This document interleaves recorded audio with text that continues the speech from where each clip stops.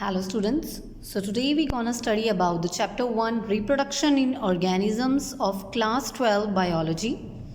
तो इस चैप्टर में हम ऑर्गेनिजम्स में कितनी अलग अलग तरह की रिप्रोडक्शन होती है उसके बारे में स्टडी करेंगे.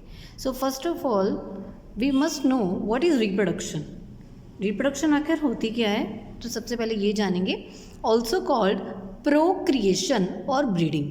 प्रोक्रिएशन मतलब जो चीज़ पहले से क्रिएट कर सकते हैं हम, मतलब पहले किसी में कोई एनिमल होता है उसमें ब्रीडिंग वगैरह करा के जो है एक न्यू इंडिविजुअल प्रोड्यूस होता है, तो उसको हम क्या बोल देते हैं, प्रोक्रिएशन या फिर reproduction.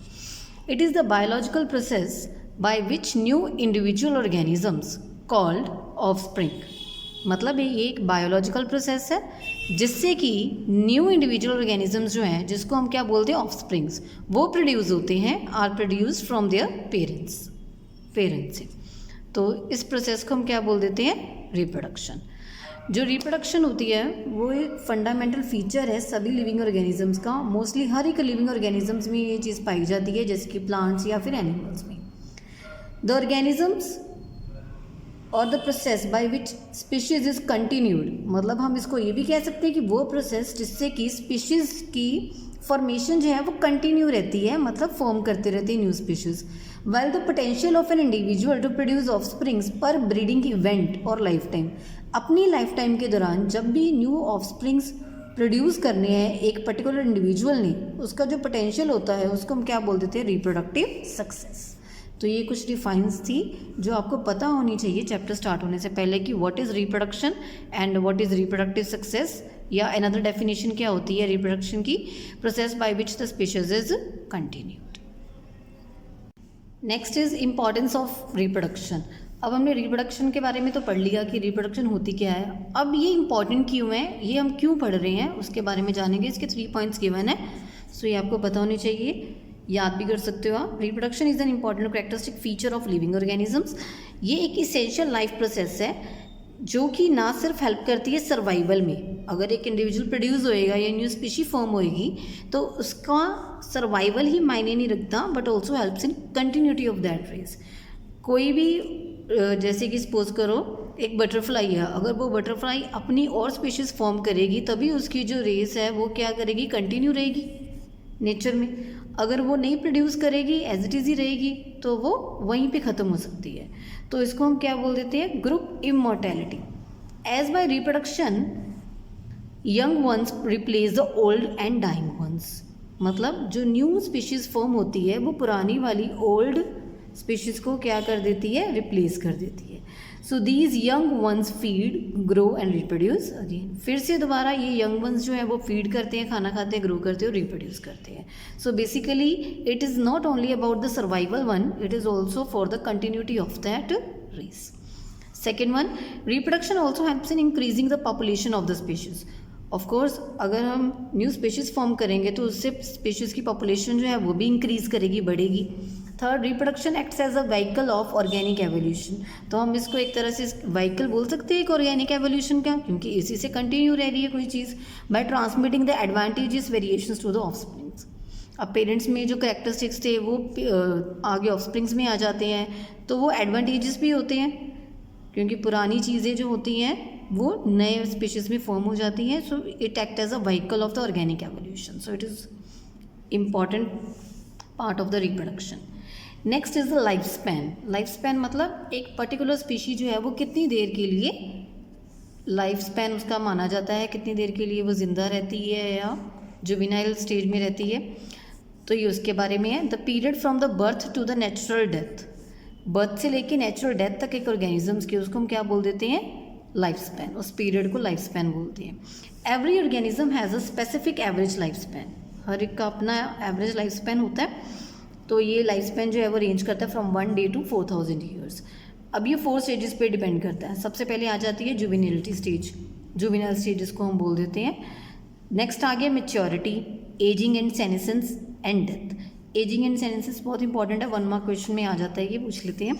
जुवेनिलिटी is this represents the stage before the organisms develops the capacity to reproduce. मतलब एक ऑर्गेनिज्म जो है वो रिप्रोड्यूस करने की कैपेसिटी से पहले जो स्टेज आती है रिप्रोडक्शन से पहले, उसको हम क्या बोलते हैं, जुवेनाइल स्टेज। मैच्योरिटी कब आती है, जब रिप्रोडक्शन स्टार्ट हो जाती है, that is during the teen age, जिसको हम बोल देते हैं टीन एज आ गया 13 से लेके 19 तक। Ageing and senescence, progressive deterioration in body of a living being is called ageing. मतलब धीरे धीरे प्रोग्रेसिव डिटीरियोरेशन हो रही है, मतलब उसकी बॉडी की जो स्ट्रेंथ है, सब कुछ है, बॉडी ऑर्गन्स हैं, वो धीरे धीरे क्या होते हैं, उसके जो सिस्टम है वर्क करना प्रॉपरली बंद कर देते हैं। प्रोग्रेसिव डिटीरियोरेशन इसको बोल देते हैं। तो basically it is known as ageing, age हो रही है उसकी। The terminal irreversible stage of ageing is known as the senescence.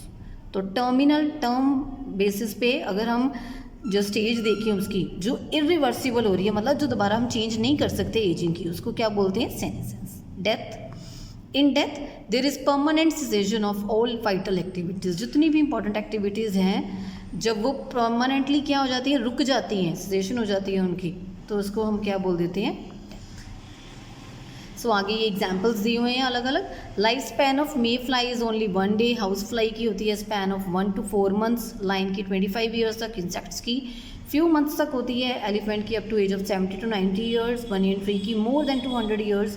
तो ये 1 मार्क क्वेश्चन या MCQs वगैरह में पूछ सकते हो, तो आप उसके लिए इसको रीड आउट कर सकते हो। और का भी आपको पता करना है तो ये नीचे आपके दिया हुआ है figure 1.1। Different organisms have different life Spence. तो यहाँ पे अलग अलग दिए हुए हैं, हर एक के कितने होते हैं life Spence. You can read out this for the MCQs। Next, the very important topic, reproduction तो हम पढ़ चुके हैं क्या होती है। The creation of a life form of a similar life form is called reproduction. मतलब एक लाइफ फॉर्म की क्रिएशन होना पुरानी जो है सिमिलर लाइफ फॉर्म से, उसको हम क्या बोल देते हैं, रिप्रोडक्शन। तो अलग अलग टाइप्स है रिप्रोडक्शन की, वेरी इंपॉर्टेंट पार्ट है, आपके सेकेंड चैप्टर में भी डिस्कस करेंगे आगे। तो इसके 2 टाइप्स हैं very important, that is known as sexual and asexual reproduction. Asexual and sexual reproduction. जो एसेक्सुअल रिप्रोडक्शन होती है उसको एक और नाम से हम बुलाते हैं, that is known as apomixis. और जो सेक्सुअल होती है उसको क्या बोल देते हैं, amphimixis. Asexual reproduction, A means without, sexual means sexual activity. So asexual reproduction और apomixis is the formation of new individuals. New individuals form करते हैं without involving the formation and fusion of gametes. मतलब जिसमें gametes जो होते हैं, gametes हमें पता है कि 2 तरह के होते हैं, एक होता है मेल गेमीट, एक होता है फीमेल गेमीट। जो मेल गेमीट होता है that is known as sperm, उसको हम स्पर्म बोलते हैं, और फीमेल गेमीट को क्या बोल देते हैं, ओवम। तो ये जब आपस में फ्यूज़ करते हैं तो क्या करते हैं, एग की फॉर्मेशन करते हैं, स्पर्म एंड ओवम फ्यूज़ करते हैं। तो ये 2 गेमीट्स हैं। उन्होंने बोला हुआ है कि अगर गेमीट्स जो हैं वो आपस में फॉर्म नहीं करते या फ्यूजन नहीं होती उनकी, तो कौन से टाइप की रिप्रोडक्शन होती है, एसेक्सुअल। मतलब जो अगर ये मीटिंग ना करें आपस में तो एसेक्सुअल रिप्रोडक्शन होगी, also known as apomixis. Next is the sexual reproduction, जिसको हम एम्फीमिक्सिस भी बोल देते हैं। एम्फी मीन्स होता है both. It involves fusion of 2 sex gametes to form new individuals. अब यहाँ पे फ्यूजन नहीं हुई थी, यहाँ पे फ्यूजन होगी, और उस फ्यूजन की वजह से जो न्यू इंडिविजुअल बनेगा उसको हम क्या बोल देते हैं, सेक्सुअल रिप्रोडक्शन। सेक्सुअल क्यों, क्योंकि इसमें 2 में सेक्सेस इन्वॉल्व है, मेल एंड फीमेल 1। इसमें नहीं इन्वॉल्व थे तो विदाउट सेक्सुअल रिप्रोडक्शन। और यहाँ पे आप एक इंपॉर्टेंट पॉइंट्स भी नोट कर सकते हो। It involves meiosis. मियोसिस मतलब रिडक्शनल डिवीजन होती है इसमें, which occurs at the time of sporogenesis. Spore की फॉर्मेशन के टाइम पे होती है इन द फ्लावरिंग प्लांट्स, जिसकी वजह से न्यू वेरिएशंस आ जाती हैं जो कि पेरेंट से मैच भी कर सकती है या डिफरेंट भी हो सकती है। नेक्स्ट ये टेबल दिया हुआ है टाइप्स ऑफ एसेक्सुअल रिप्रोडक्शन का।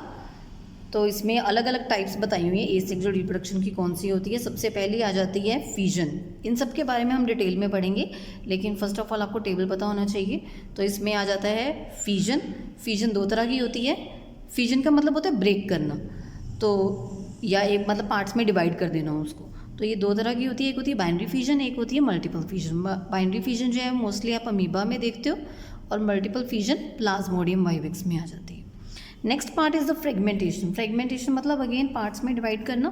For example spirogyra and sea anemones में फ्रेगमेंटेशन मतलब अलग अलग पार्ट्स बनते हैं, वो पार्ट्स आगे ग्रो करते हैं। सपोज करो ऐसे कोई प्लांट है तो इसका एक हिस्सा अगर यहाँ से टूट जाता है, ब्रेक कर देते हैं, तो ये नया प्लांट बना देता है।